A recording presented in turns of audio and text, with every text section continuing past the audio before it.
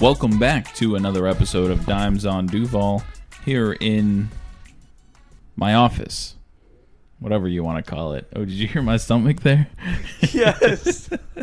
I have the stomach gurgles right now. I thought that was a motorcycle that time. It could have been. It might as well have been. But as you can already hear, Skylar and Mike are alongside me for another wonderful episode 52, if I'm not mistaken. We never actually say the number. Actually, well, I usually introduce, and I never say the episode number. So Honestly, I don't really keep track of it anymore. The Daryl Smith episode. The Daryl Smith. Yeah, that's we'll just start associating the Jaguars or someone else that we know. 52. Oh, yeah, that's just Daryl one I know. Smith's the most popular one that can. Well, there's Ray Lewis and Patrick Willis. Well, Daryl's Are you the talking one about that- Jaguars? Ray Lewis is a bad person, though. Yeah, I mean, you could murder your thoughts about what you think of him, I guess. And See, there you go. you already spelled it out. But right off the bat, we still might have another episode before, but Thanksgiving's right around the corner. Best Thanksgiving side. I always like mashed potatoes and gravy, but it's got to have gravy with it. Are you brown gravy, white gravy? Does it matter gravy? It doesn't matter gravy. Okay. Sausage gravy too. Yeah. Sausage gravy. Actually, Biscuits and gravy. The Hampton Inn I was at the other day. That was At what place? Hampton Inn. I was at Hampton the other nice. day. Free continental breakfast. Yeah, dude, Ooh. they had like cinnamon roll waffles. They had all kinds of good Ooh. stuff. Anyway, Mike, you're deliberating. Yeah, I'm torn between two. I was gonna say mashed potatoes, but I was like, go with something different. I don't know about you guys, but I don't mind a good green bean casserole. That's mine. That's or mine. the cheesy potatoes, like Scallop potatoes. Oh, Yeah. au Au gratin, gratin. yeah. Okay. I'm a green bean casserole Yeah, I like guy. green bean casserole too. It's good. And then what would y'all say, which one's worse, stuffing or cranberry sauce? Cranberry sauce. I've never had stuffing, so I'm going cranberry sauce. Oh, wow. I don't really care for stuffing, but if you put both in front of me, I would eat the stuffing before Yeah, cranberry I like sauce. stuffing a lot. I was surprised by the fact that Mike has never had stuffing. Do you even know what's in it? No, I'm telling you, Arabs don't really use stuffing, so. I mean, That's- it's fair. Yeah. Do we don't. Well, do you have a traditional Thanksgiving, or do you guys do We different do foods? combination of normal Thanksgiving and Arabic Thanksgiving. Like there's some Arabic dishes like grape leaves that's always usually included with it. Well, I did just come across the wire that UCF just pulled away and beat JU in men's basketball, and that leads me to the actual episode. We got some sports to talk about, guys. We'll get across JU and UNF later on, but we obviously always start with the Jags, and we're going to do it again this time. So, Jacksonville Jaguars lose again, this time in Indianapolis, 23-17. It was close, yeah. The scoreboard said it was close, but I didn't feel like it was that close. Well, do you guys get that feeling? A rough start for sure. Like we spotted them that we were down 17-0 right away. So, yeah, bad start. It's hard to come back from. Yeah, we spotted them like you said, 17 points. Not a good start, but I think we outgained the Colts, which is also a little surprising because the way they were running all over us in the first quarter, I thought they're going to run all over us throughout the game with Jonathan Taylor and Naheem Hines. So, I mean, players that the team showed me something in that this team is a long way from actually performing to a competitive level in terms of the offense. The offense is just bad. There's no receiver that can get separation. There's no receiver that can help Trevor Lawrence. This team, Dan Arnold is our most reliable player right now on offense. Most reliable pass catcher. Right. On offense, because James Robinson is still the most reliable player on the team. On offense, because the team might be Josh Allen. And you could argue Okay, James Robinson has probably got the best hands on the offense too. He catches everything thrown his way. He had like maybe one drop on like a screenplay, but Dan Arnold gets drops. Marvin Jones drops it sometimes. Chennault drops it the most probably. Agnew dropped it every time last time. Yeah, he's special teams guy. So, and that's the guy we're expecting offense from is Jamal Agnew. That's where we're at with that's this. Sad. Yeah. That's really sad. He's a converted punt returner / corner. I get that. It's frustrating. And I was watching the game at Ale House with one of my cousins, and people around us were like, well, I think there was a ball thrown to Chennault, and then one of the guys was like, Why are they not using him as a running back? He is built like a running back. And this is what I've been saying for the last few weeks. He is a running back playing receiver. Chenault stinks, can't get separation, drops plenty of balls, and it's just forcing Trevor Lawrence to make mistakes and try to win the game by himself, which we saw on the last play of the game for the offense, where he tried to pretty much run for the first down. Yeah, it is a disaster on the offensive side of the ball. I'm not even blaming play calling either. I think sometimes, to an extent, it's bad. Like 3rd and 1 from the shotgun. We talked about it early in the season, the goal line situations. I mean, it seems like they're not learning from some of the situations, but then again, they're limited with their personnel. So, and when you only get one first down half the game, it's hard to come up with a rhythm offense when you don't ever get that rhythm. I mean, what is that, 2 weeks in a row Lawrence hasn't thrown a touchdown pass? It's not good. Yeah, but my thing is you say play calling wasn't a big issue, but it kind of was. On 3rd and 2, you're going 30 yards in the air on a play. Just run it up the middle or just do a quick play action pass, not 30 yards downfield. Well, in my opinion. If you don't have anything going for you, why not go for the home run? Well, that's where you probably put Chenault in the backfield and hand it off to him and let him use that physicality just to get those 2 yards. So I like that idea, but my thing is look who we're playing next week. We're playing the Niners. Yeah. I don't know if you guys saw the game last night against the Rams. Deebo Samuel was being used as a running back. Mm-hmm. And he torched the Rams, not only receiving, but also he got some good runs. That's what's going to happen this Sunday against Jacksonville. They're going to do the same thing. And I hope Darrell Bevell takes a lesson from Kyle Shanahan, because that is what Laviska needs to do. Do some jet sweeps. Do some wide receiver reverses. Do something to get the ball in his hands and go around the linebackers, because he's clearly not getting past these corners and safeties. But I think the problem is he's still not even that fast, and that's where you have Jamal Agnew doing that, and I'd rather see Agnew do it, to be honest. Yeah, we saw with that touchdown run. But he's the thing is with Chenault, he's built like a running back. You don't have to be fast to be a running back in the NFL. Look at Leonard Fournette. But on Toby jet Gerhart. sweeps, you got to be pretty fast. Wait, say that again? On jet sweeps, you got to be able so to that's where, get to the that's corner. where Agnew is. But on a 3rd and 2, you just hand it to Chenault and let him go up the middle, and your offensive line also should open I'd up rather a have hole. a second running back that's Yeah, we would rather a that fullback too, kind of guy, but and we be don't have there that. instead. And that's where they drafted Travis Etienne.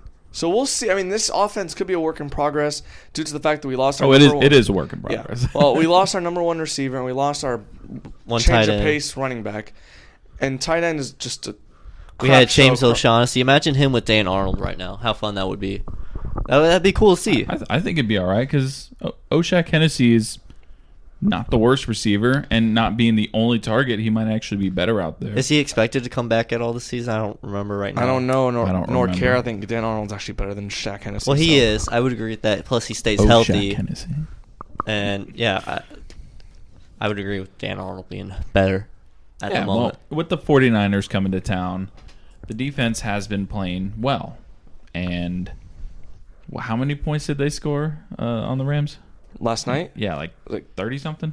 No, Or was it Debo more got me than 30 that? points fantasy-wise. But they did get 31 points on the 31 Rams. points. Okay, so... Granted, one of them was a pick six, so wasn't really the offense that did it. Okay, well, still, 30 points. The defense has been the highlight, which, early on in the season, we thought, golly, this defense stinks. Taven Bryan had a tackle for loss that was pretty nice. He had a couple QB hits.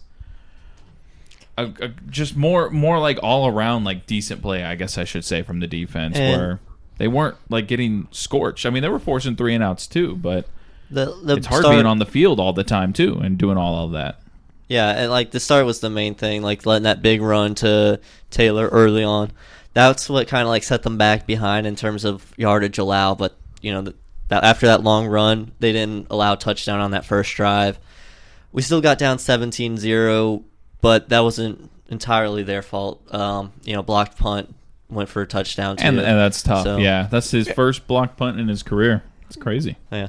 So, I mean, they only allow 13 points, or am my math's off there? 23 minus 7. 16. Yeah. Well, 17 points technically not scored by the offense. Yeah. So And the Indianapolis Colts offense had 30 points going into like the last 4 games, and they scored 40 twice also in 2 of the last 5 or 6 games or something like that. So Indianapolis was a really potent offense. And then we also were really stout against the number 1 offense with Buffalo. It is really good to see them build off of that to an extent, but we need to see it again, and I'm sure we will. Hopefully with a better result, since it's not such a highly touted offense coming into town. You know, Jimmy Garoppolo can be inconsistent from here and there, but you never know. He knows the system well, and then Trey Lance could be thrown in there and make some plays, or is he Mike's hurt? boy Trey Lance. He has not played at all this year, really. So, yeah. Has he been hurt? No. Jimmy's just been playing okay, I guess. Okay. But the thing is, they're 3-5. Yeah, you can keep talking crap, but What was that? Didn't you write something down about I that? said that Trey Lance would be the starter by week 3. I was wrong.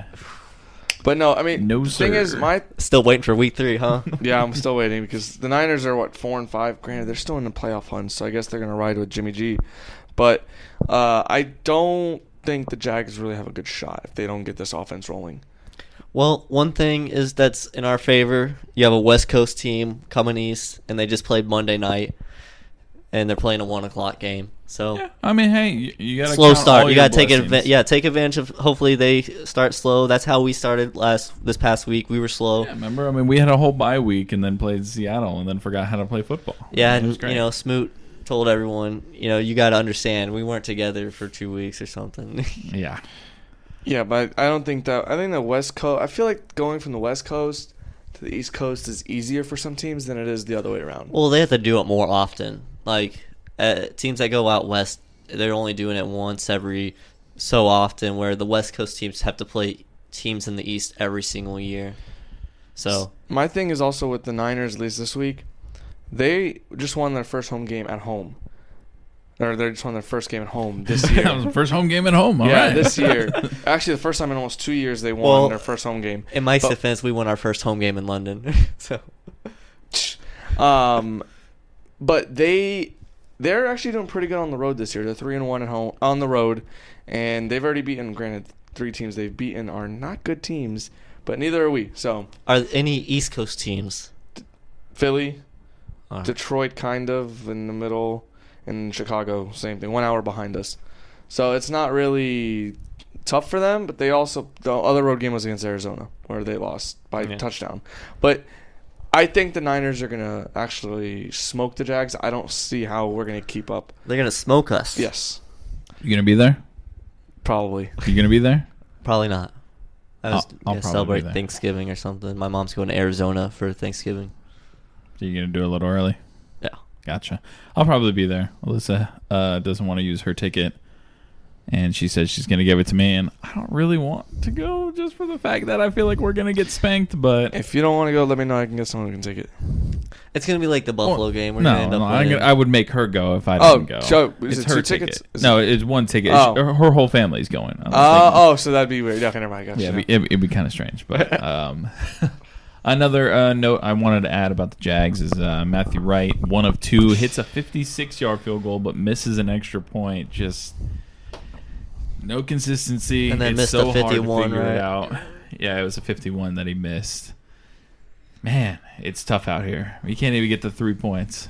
I don't think you're gonna let this go until like Lambo starts making kicks too. Like, Fuck Hey, Lambeau. I want to bring up the kickers because I like kickers. I like And, kicking too.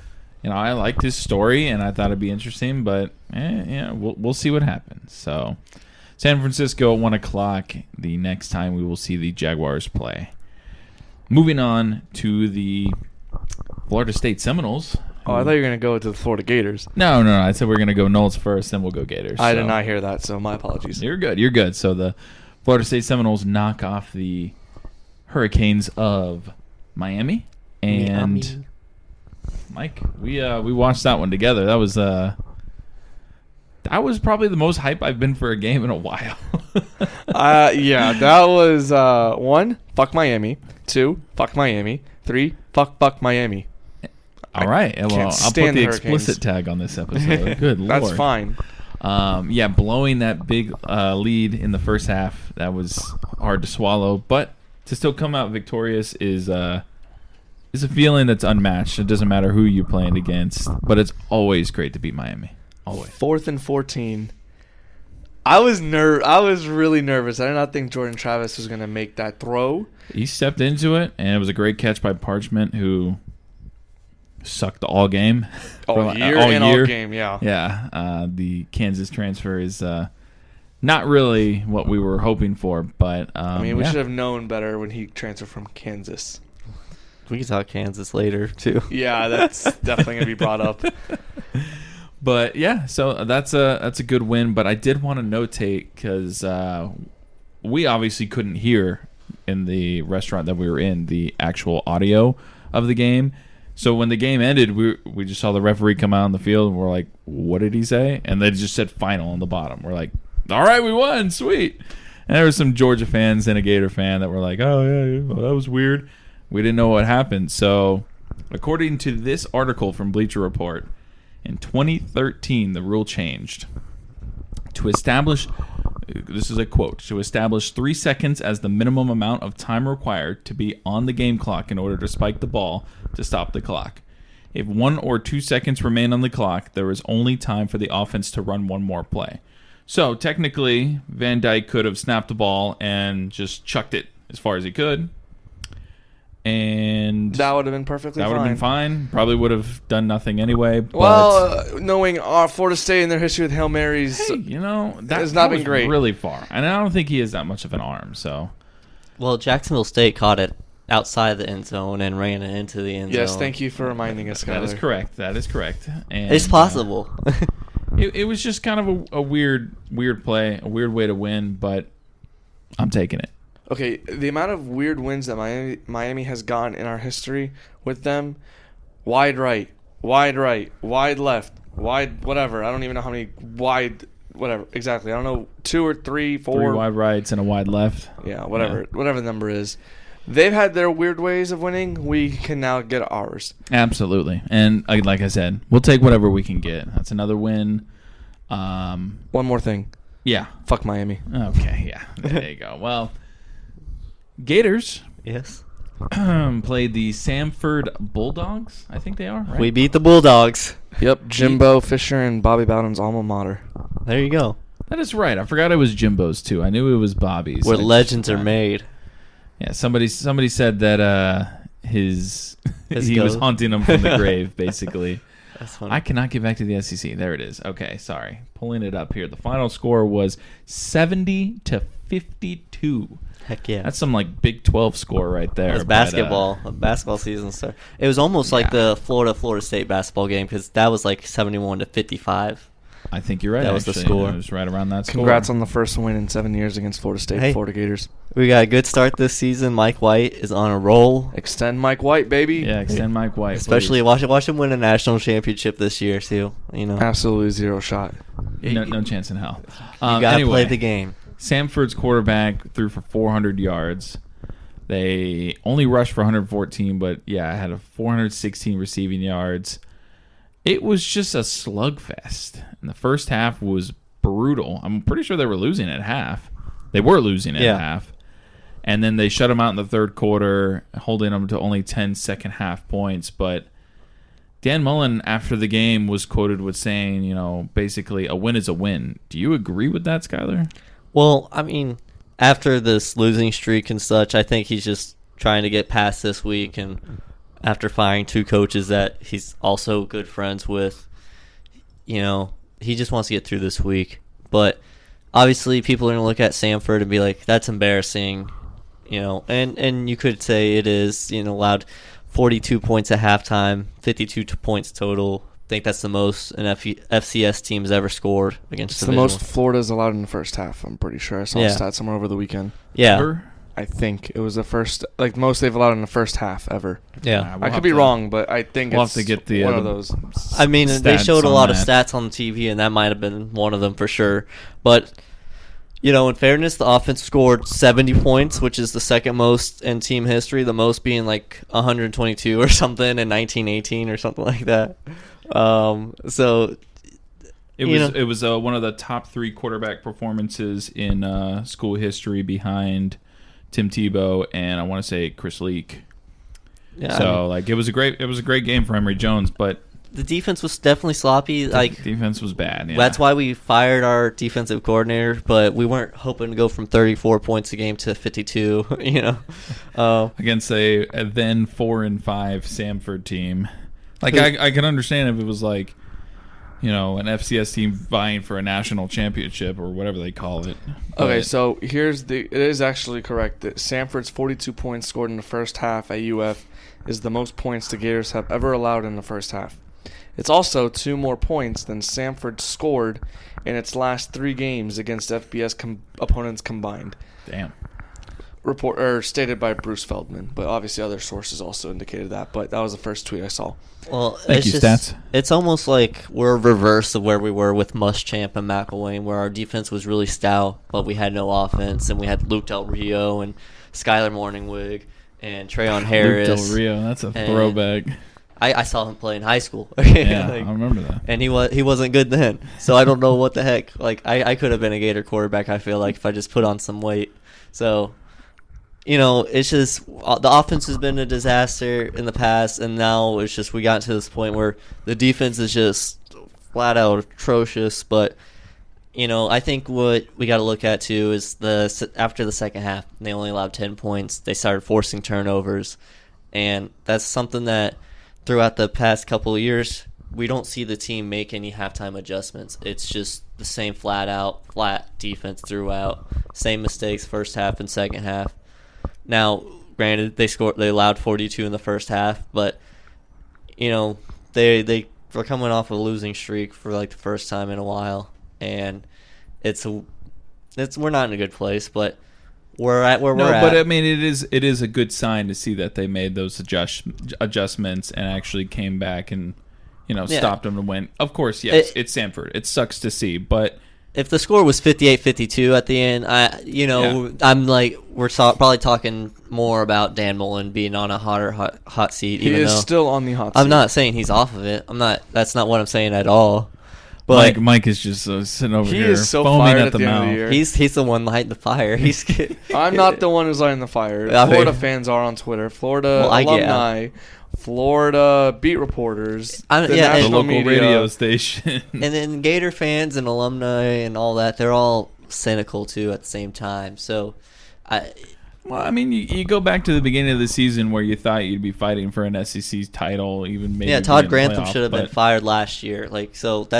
Those expectations were negated with Todd Grantham anyways. It was based on Grantham's performance throughout throughout this season or whatever. Right. And so, that's where Mullen is on the hot seat. His loyalty to Grantham towards Emory, maybe at the quarterback battle, it shouldn't be in his hands, but to be fair, Anthony Richardson did hurt himself dancing before the game. And this is what Dan Mullen sees all the time is Anthony Richardson probably doesn't have that maturity that you need to have as a starting quarterback in the SEC. So, but obviously we're at where we're at. We're playing Missouri next week. I think the defense has a lot of momentum based off the adjustments they made. Obviously the first half was garbage, but you had some guys start to make plays in in the second half, and Missouri's going to be a tougher opponent obviously, but senior day for them.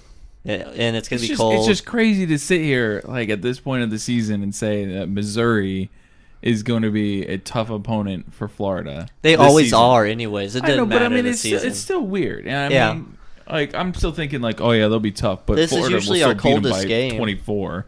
But they just beat South Carolina. They don't really have any good wins on their schedule. So I'm pulling up the history between Missouri and Florida. It's not good in our favor. Missouri's, it's 50-50. They've played 10 times. Missouri's won 5. Florida's won 5. Are all of Missouri's wins in Missouri? 1 second. Because I want to say, if anything, we maybe won once in Missouri, but I don't know if Missouri's ever won in the Swamp. So Missouri did win in the Swamp. Oh, they did? 2018. Okay. They won 38-17. But the last 2 times Florida and Missouri have played, they have smoked them. 23-6 in Columbia and 41-17 in the Swamp. This one's at Memorial Field, right? It's in Columbia. In Missouri. Okay. So it'll be interesting to see. You got Florida. I mean, Florida just needs one more win to make a bowl. Yeah. Yeah. We're going to get it. I mean, they will.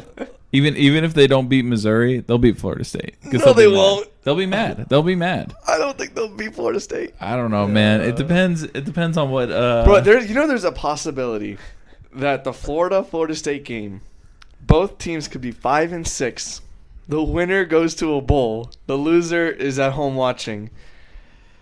That's sickening. There's a possibility that could happen. Remember when these programs were fighting for like National championships? titles, and now we're fighting for bowl eligibility. Oh, the fall of the state of Florida. Fuck Miami. Yeah, well, yeah, you can keep saying that all you want. Well, and then the Florida Classics this weekend, right? Bethune-Cookman versus FAMU. So, I think you're right. Yeah, and Bethune-Cookman, I don't think they have a good record this year, but they won this past week. They're going into this game a different team. So, and FAMU just came off of a win, I believe. FAMU actually they've won actually like 1, 2, 3, 4, 5, 6, 7 in a row. They're a good team. Yeah, so they are 8-2, second in the SWAC. Bethune-Cookman is 2-8. But they won the last game, right? Clicking, loading.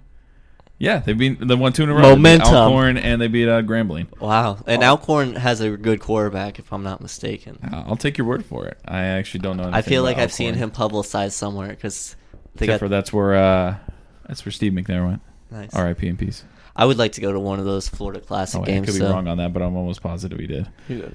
Anyway, yeah, no, Jackson State's leading the SWAC anyway, in case you were wondering. But and then isn't Dion being talked about for a potential run at different schools? I feel like I saw his name linked to like a Division I school. He shouldn't. He needs to be spending more time. He's only been there, 2 years? They're leading the SWAC. Yeah, but I mean, like someone like Coastal Carolina's coach, he's probably going to get more views and stuff like that. I mean, there's a lot of college football job openings, and there's more coming, including one in Gainesville And and probably recruiting's a big Coral one. Gables. No, not in Gainesville. They're keeping our boy. Deion Sanders not going to Gainesville. No, hell no, he will not go. You kidding me? There's a better shot of me going to UF as a head coach than there is of Dion going there. Well, yeah, you're more desperate for money. That's damn right. I am. So, just a hypothetical here, Mike. Yes. You've been talking about the possibility of like going back to school. If Florida offered you 75% paid tuition, would you go? Do you have any other offers? You have one, but it's in Idaho.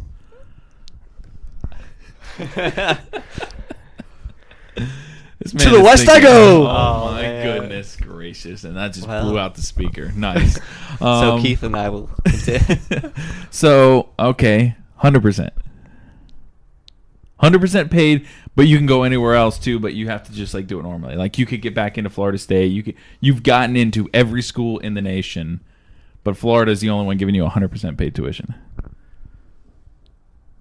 Down to Gainesville I go. No. Oh. My 100%, that's different. That's a lot. That's a 98%. No, I'm just no. kidding. My mom And is even actually moving to Tallahassee for 8 months next year. Really? Yeah. Why? Music major or something. I don't know. Music class. Gotcha. No, but if Florida gave me that opportunity, yeah, I would do it. But the thing is, I would still root for the Noles. I would And never you root just for. wouldn't tell anybody. I would. You get the degree, but it'd be like, yeah, I went to Florida State. Oh, I went to Florida too. I would never mention that unless it's for jobs. I would never mention I got a master's at Florida. 'Cause you at know University that- of He Florida. wouldn't even having put it that on is his better. LinkedIn page. I wouldn't. I don't think I would. He put it on there, but he put it on like hidden. Me only. It says, ask about my other degree. Yeah, for you know how it says Ask. references upon request, master's degree information upon request. That would be awesome. That would be awesome. So let's close things out with a little game ball of the week first, or should I do a local update first? Your call. You're the host. Game ball of the week. Put you guys on the spot. You got one, Skylar? Emory Jones. Emory Jones, who we just talked about, had an excellent game against Samford. He threw for And 464 keep in mind, it's against, yards. keep in mind it's against Samford. Hey, but he's still throwing. I mean, we lost to Jacksonville State, so Yeah. Shut up. Keep in mind that Florida State lost to Jacksonville State on a Hail Mary that threw- didn't even reach the end zone. He threw for 464 yards, 6 TDs, 28 of 38. Mike, your And then how many rushing yards? he had 86 yards rushing Nice. and a TD. So over like 500 yards of offense. Yeah. Mike Yashi, your game ball of the week. You still looking? I'm trying to go find with mine. it. Yeah, you I'll go. go with mine. Mine game ball of the week. I did a little searching. Was for Mississippi State quarterback Will Rogers in their beating of Auburn 43-34. He went 44 of 55, 415 yards and 6 TDs. So very similar to Emory Jones, but beating a Division I school team. And 415 yards passing is nothing to scoff at. Congrats to you, Will Rogers, for being my game ball of the week. Mike. Are you ready? You got it. Yes. Okay, I was going to see if I had to pull it up. So my game ball of the week goes to a kicker. What? Matthew Wright. Hell no. Reason why I say Scott kicker. Manti. Always. Okay. Sorry, I had to put my like- mouth away for a burp. But I thought he was disgusted at first. no, my game ball goes to Texas Tech kicker Jonathan Garibay. Reason why I select him for game ball of the week because I don't know if he drilled it, but he made a 62-yard field goal I feel like you have to drill that. for a game winner against Iowa State. Now, I don't know about you guys, but I don't remember a college kicker really making a kick over 50. 55 is pushing it. In the past with Pinheiro and Maybe Roberto Aguayo, yeah. But But did he ever kick a 60-yarder? I don't remember a 60-yarder. But I feel like Sebastian did, but I don't know about... But not only is the fact, while I was looking him up, I didn't realize this, but the 62-yarder was definitely the longest of his career and season. But what blew my mind is that he's a sophomore, or maybe junior. I don't know what this. Or no, he's a senior. I don't get the COVID eligibility threw things off. Anyway, he has not missed a kick at all this year in terms of field goals, but he's only missed one extra point. So he is 12 of 12, and that kept his perfect season alive in terms of making field goals. But to win the game on a 62-yard field goal for me in college football is pretty damn impressive. So is this the Jaguars' next second-round pick? Hell no. The third round. No. You don't take a kick. You don't draft a kicker until the 6th or 7th round. Who is the punter we got? Brian Anger. Yeah. Man. If we were going to draft the punter that high, it'd have to be that San Diego State guy. Oh, yeah, the one who dude. punts like 80 yards. Matt Ariza. Bro, he's kicking 80-yard So he's punts. our second-round pick, and then this Texas Tech kicker, third-round pick. First and second. There you go. If I'm that down happens, for it. Urban Two Meyer's, firsts. We'll trade up. Okay, if that happens, Urban Meyer's fired. No, he really cares about special teams, okay? No, notice how many points we left off the board this week with missed field goals and blocked punts, okay? Getting those players in the first and second round. He almost had that second punt block, too. It was really bad, but... that punter is awesome. So local update. I didn't pull up the Iceman. I apologize. I'll get better about that for next episode, but I did want to touch on JU and UNF. UNF is currently 0-4, but they're to playing be fair, tough opponents. their out-of-conference schedule is ridiculous. Texas Tech, Texas A&M, Grand Canyon, and Arizona State, 4 straight losses there, but tomorrow, or when you're listening to it today, the 17th, they're playing at UCLA, which is crazy. And they get a probably gimme game, and then they play at Kentucky. So they've got quite the out-of-conference schedule. Yeah, and I just want to add to that. Like, imagine knowing that you're a basketball player who's probably not going to get to go to a Division I school, well, a high-caliber Division I school, but you get to go to UNF and play at these places like at UCLA and at Kentucky. It's crazy. Yeah. These kids are my having a dream right now, living a dream. My school up in Georgia Southwestern, my freshman year, we went to Auburn. It was just a scrimmage, but like going to play at Auburn, it's awesome. Not like they're a powerhouse basketball program, but it was just cool to be like, wow, I'm at Auburn, like playing in this arena when I'm used to playing to basically an expanded gymnasium. Yeah. So actually the Storm Dome was really nice. It was a nice arena, but I won't get into that. Carter Hendrickson is having a good year so far for UNF, averaging 15 and 5 and almost a block a game too. So the other side of the city, JU is 2-1. They actually just lost to UCF while we were recording. They were in that game though for quite a while, but they have a first win under their new head coach, Mincy. Jordan Mincy. I think we discussed that last episode. Yeah, they got his second one. Beat Trinity Baptist and then beat NCA&T, which was a good game.